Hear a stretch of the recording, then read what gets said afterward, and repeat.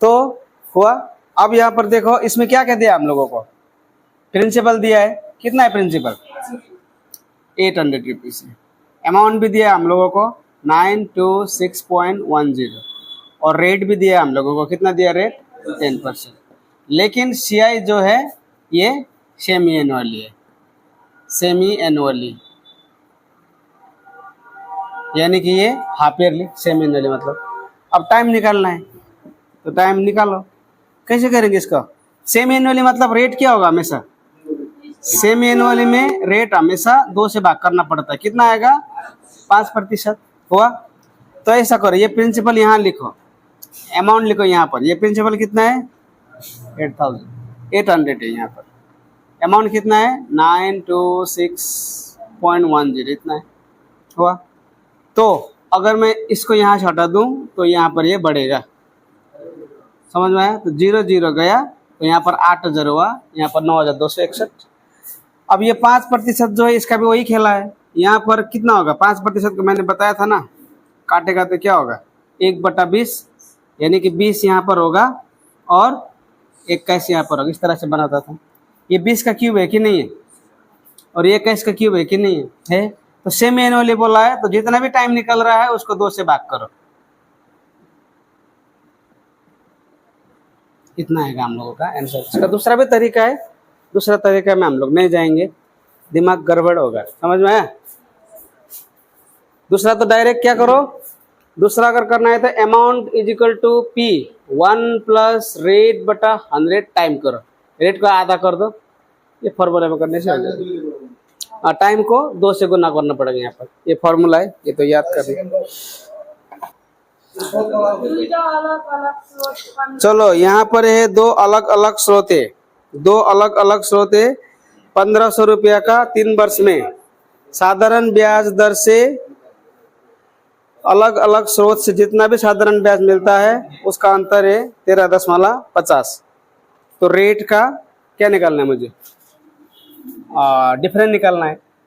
तो ये ऐसा है, इसमें 2 अलग अलग।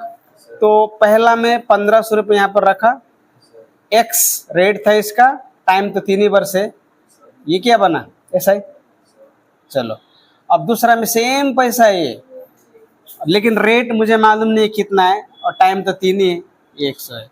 और जब डिफरेंस देखा तो 13.50, यही तो आया ना। तो ये 00 00 00 00, ये 45x हुआ, ये 45y हुआ, और यहाँ पर है 13.5। अब दोनों में 45 45 है तो 45 को मैं कॉमन लिख सकता हूँ, x minus y is equal to 13.50 बटा यहाँ पर क्या है 45 है।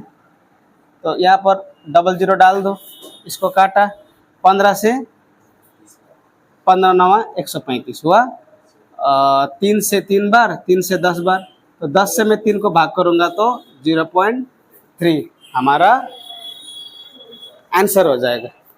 सवाल, चलो तो ट्रेन का सवाल है ये, बहुत ही इंटरेस्टिंग क्वेश्चन।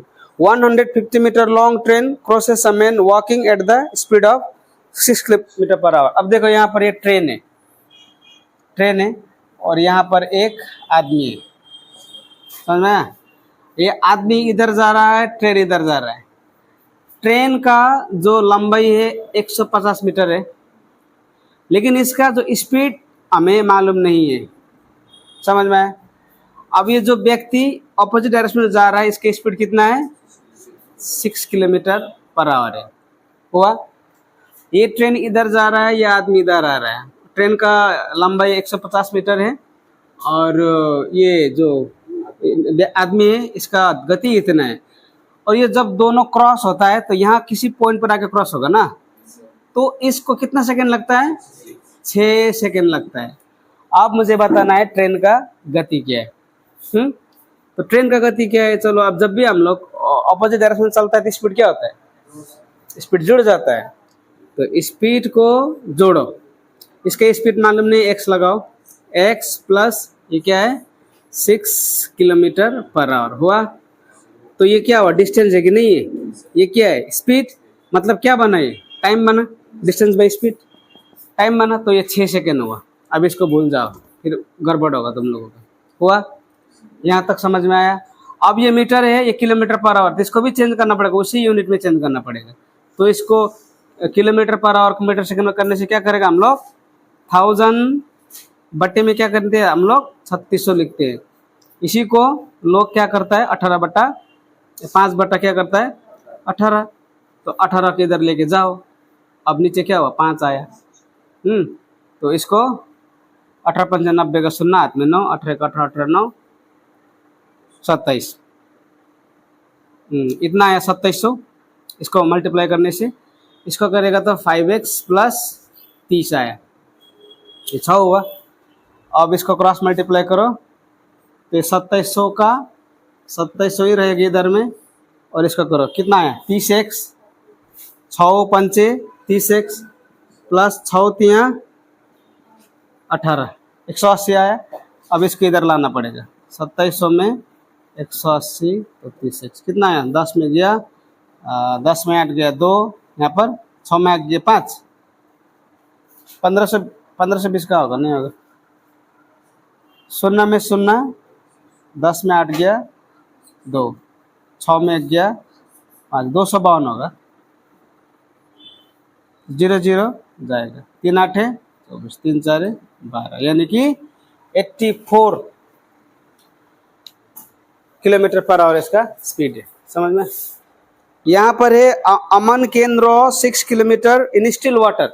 स्टिल वाटर जहां पर भी दिखता है स्टिल वाटर, नौका जो है 2 ही तरह के पानी में चलता है, एक जो बह रहा है, दूसरा जो स्थिर है। अब स्थिर पानी कौन सा होता है, झील का पानी, लेक का पानी जो होता है वो स्थिर है, वो पानी बहता नहीं है, जैसा है वैसा ही है। अब एक होता है जो बहता हुआ पानी, है कि नहीं, तो 2 ही तरह के पानी में बहता है। तो स्टिल वाटर बोलेगा, स्टिल वाटर मतलब ये स्पीड ऑफ बोट एक ही इसमें होगा। लेकिन अगर रनिंग वाटर बोलेगा, कोई बहता हुआ पानी में नौका बह रहा है, तो फिर यहाँ पर गड़बड़ होगा। क्यों गड़बड़ होगा, यहाँ पर speed of boat plus speed of stream जुड़ता है। क्योंकि ये पानी बह रहा है, सपोज ये पानी बह रहा है, इसमें नौका भी बह रहा है, नौका का गति 4 किलोमीटर प्रति घंटा है, पानी का गति 3 किलोमीटर प्रति घंटा है, तो जुड़ेगा ना, स्पीड बहेगा। इसीलिए रनिंग वाटर, जब स्टिल वाटर बोला यहाँ पर, तो स्टिल वाटर कितना है इसका स्पीड 6 किलोमीटर पर आवर है इसका स्टिल वाटर, यानी कि नौका का स्पीड है। It takes him twice as long to row up as to row down the river. जितना नीचे बहने में समय लगता है, ऊपर जाने में उसका डबल समय लगता है। चलो नीचे जब आ रहा था तो x इसका समय लग रहा था, अब यही नौका जब ऊपर जाएगा तो क्या होगा 2x डबल लगेगा, यही बोला है। तो speed of boat is equal to क्या होगा, speed of boat is equal to, speed of boat मतलब speed of downstream plus speed of upstream बटा 2, ये हम लोगों ने डिस्कस कर लिया है। तो स्पीड ऑफ बोट क्या है 6, डाउन स्ट्रीम कितना है x, अप स्ट्रीम कितना है 2x, तो 2 इधर रहा है, इसको क्रॉस मल्टीप्लाई करो, 2 6 12, ये कितना हुआ 3x, 3 से कितना बार दिया 4 बार, यानी कि x का वैल्यू मेरा 4 आया। अब यहाँ पर बोला है find the rate of stream. Find the rate of stream जब भी बोलेगा तो रेट ऑफ स्ट्रीम मतलब यहाँ पर फॉर्मूला क्या होगा, फॉर्मूला मालूम है, आंसर कहाँ से आएगा, क्या होगा speed of boat speed of क्या होगा, speed of up stream minus speed of down stream. तो अप स्ट्रीम कितना है, अप स्ट्रीम कितना है, यहाँ पर 2 होगा ना, 2x है, डाउन स्ट्रीम कितना है x बटा 2, तो x का वैल्यू तो 4 आया, यानी कि यहाँ क्या होगा 8, यहाँ पर क्या होगा 4 बटे 2, कितना हुआ 4 बटे 2 2 किलोमीटर पर आवर। समझ में आया? ओ इधर माइनस है ये, सॉरी, चलो हुआ।